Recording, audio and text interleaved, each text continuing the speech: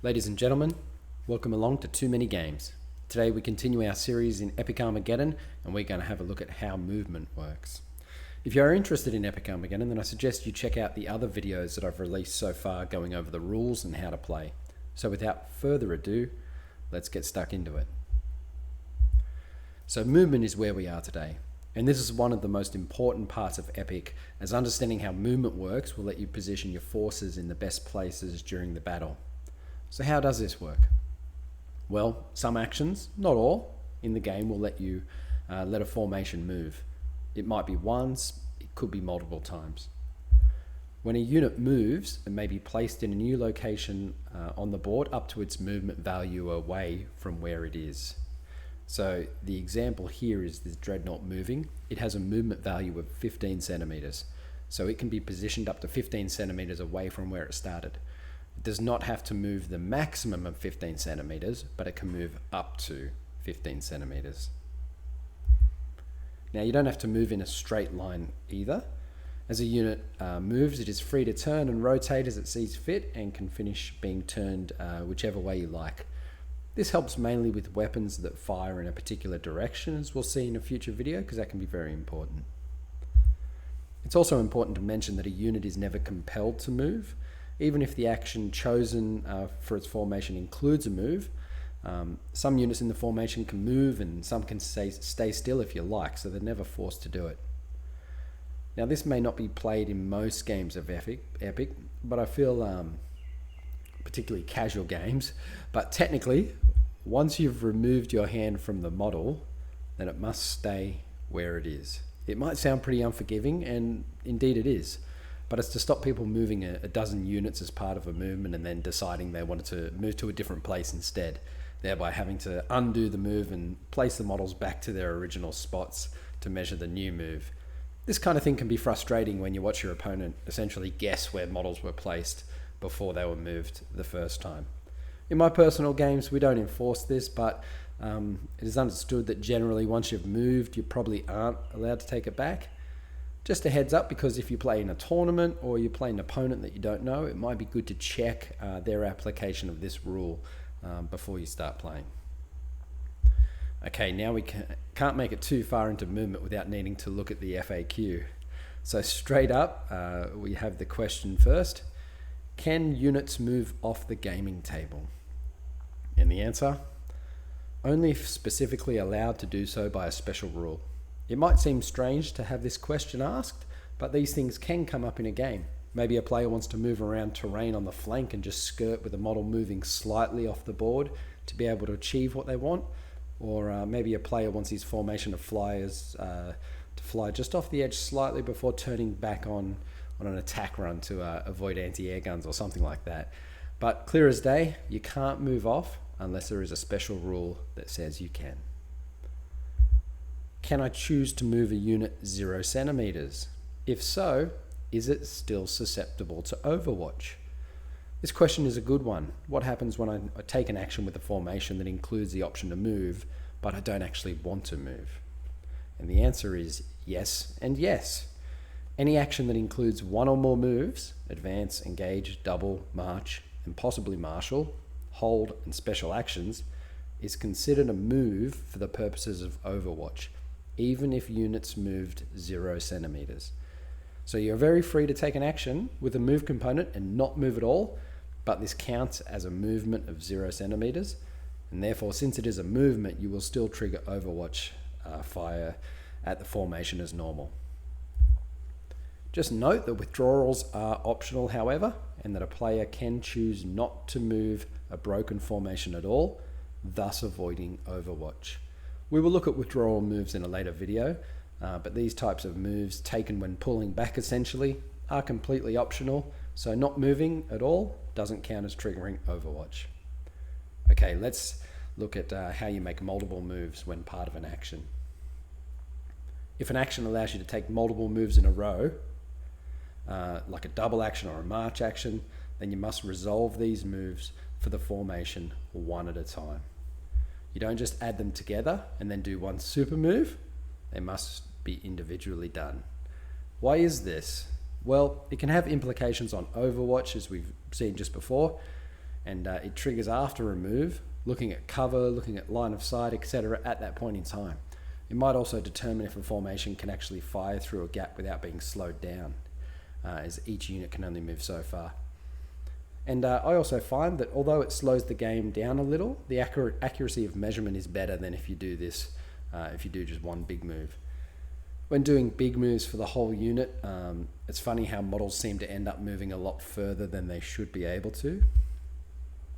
So an example of this is a Space Marine Dreadnought with a movement value of 15 centimeters. If it takes a march action, then the correct way to do the Dreadnought is to do 3 moves of 15 centimeters and not one big move of 45 centimeters. It might seem a bit nitpicky about how this movement works, but it is of great importance. Generally, if it's not a very important move, you can overlook it and just kind of allow it to happen perhaps. I'm not too phased personally, but when it gets down to the nitty gritty and some important actions, you really want to get this stuff right. So how do other units interact with your movement? Units that are enemies to each other may never move over each other or through each other. This allows for placement of units to essentially block or slow down enemy movement. However, you have to be careful with placement of your own units. A friendly unit may not move directly over another friendly unit either. So careful if you put a unit of artillery in front of your tanks, because they might actually have to go around them. However, there is an exception, and this is with your own infantry. Friendly units are allowed to move over friendly infantry units, meaning your infantry won't block up your tanks from moving past them. But this is the only way that you can move through your own units. But just remember that infantry does cover all types of infantry. A special note for all these cases is that moving over refers to the model and not the base that the model might be on. So you can move over another unit's base if they have one, and it's only the model itself that cannot be moved over. I personally find, given the size of models in this game, most of the time you and your opponent will probably agree to all of this when you nominate the move. Just check that they are okay with the basic idea of what you're trying to do, and you'll generally avoid any issues around this. So let's have a look at the zones of control that units produce. It's not just the model that you take into consideration in Epic. Rather, all units radiate a zone of control around them that extends for 5 centimeters from the model. Think of a circle or an ellipse coming off the unit. In the example here, you see how this looks for different styles of units, with the Dreadnought being essentially a circle extending 5 centimeters out from the model, but the infantry projecting more of an ellipse due to it being spread out. Now, this zone of control is measured from the models on stand and not the stand itself. And this is primarily as the guidelines for basing that we saw in a previous video allow for stands to be different sizes. So this is a fairer way of doing zones of control. So what does a zone of control do? It is a zone of force projection for units. As a result, enemy units cannot enter a unit's zone of control unless they are taking an engage action. So you must stay 5 centimeters back from the enemy, generally speaking. But models will lose their zone of control once the enemy has contacted them in an assault. So basically your zone of control exists, but it is different when an assault starts. A small note here as well, in order to enter this zone of control, a unit must be attempting to get that model into base contact in assault to enter into its zone of control. It's a small thing, but it stops you from entering a model's zone when you aren't charging them or you have no intention of engaging them in assault. Again, probably won't come up often, but it is covered here in the rules. Some other notes on zones of control. A unit can never move over an enemy model, even if its zone of control has been lost. This may stop more favorable moves in an assault being impossible for you, but then that's just how it goes with that. If a unit somehow finds itself inside an enemy's zone of control, when it activates next, it must perform an action that rectifies this breach of the rules here. Usually meaning you want to do either an engage move to bring that model into assault, or you want to move out of that. You can't stay there, and you can't perform something like a sustained fire or an overwatch action because you're inside of their zone of control and you're not meant to be. Nothing too difficult there. Now, you didn't think we'd get through zone of controls without a few questions, did you? That's right, let's have a look at our FAQs once again. All right, the first one. If a unit finds itself in an enemy zone of control, is it obligated to leave it via the shortest possible path? And the answer to this is no. The unit just needs to leave the zone of control before the end of the action. This just gives you a bit more tactical flexibility, which is always appreciated. Next up, can a unit be exactly 5 centimeters away from an enemy unit? And the answer is no, the unit must be more than 5 centimeters away from the enemy unit, otherwise it would be in the enemy's zone of control. Once again, this might sound like splitting hairs, but you'd be surprised how important these distinctions can be in an important tournament game or even just amongst more competitive players. But you must stay further than 5 centimeters away. That's the intention of the rule. Lastly, if a formation is within an enemy's formation's zone of control, can it engage another enemy formation? Again, a question on tactical flexibility, and thankfully the answer is yes, so long as it completely leaves the first enemy formation zone of control with the charge move. Hopefully you find those FAQs helpful, or at least a little bit interesting. The last thing we want to look at today is formations and some implications of movement. We've already seen in an earlier video that units in a formation must remain within 5 centimeters of each other, and the same applies after a movement action is complete.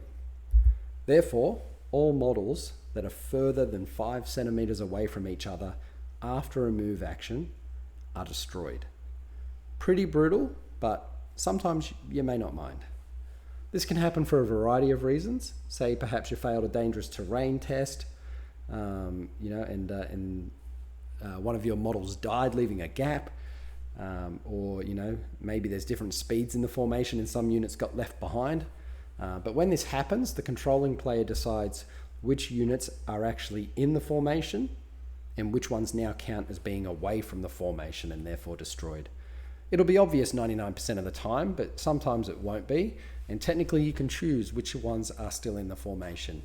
In our example here on screen with the Land Raiders, generally you would always choose the 3 Land Raiders to be the remaining unit and the 1 by itself to be destroyed. But sometimes you may choose the 1. It would break the unit because you would lose 3 models there. And just so you know that every unit that is destroyed in this way will cause a blast marker to be added to the formation. So it would break the unit in that case. Finally, you check to see if units are destroyed after every move. So when making a march move, you check after each of the 3 moves as opposed to after all 3 of them have been done. So you need to rectify any units that are out of formation in that first move, or you will suffer these consequences straight away. Well, here we are. We got to the end of another video in our Epic Armageddon series. Thank you for watching today as we went through how movement works in Epic Armageddon. Hopefully you enjoyed it, but more than that, hopefully you take something away from it as well. The next video in the series is going to look at transports and how they work in Epic Armageddon, so a bit of a mini special in some ways. Feel free to subscribe or to like if you want to see the rest of the series, and I'll try to respond to any comments you might leave as well. See you next time on Too Many Games.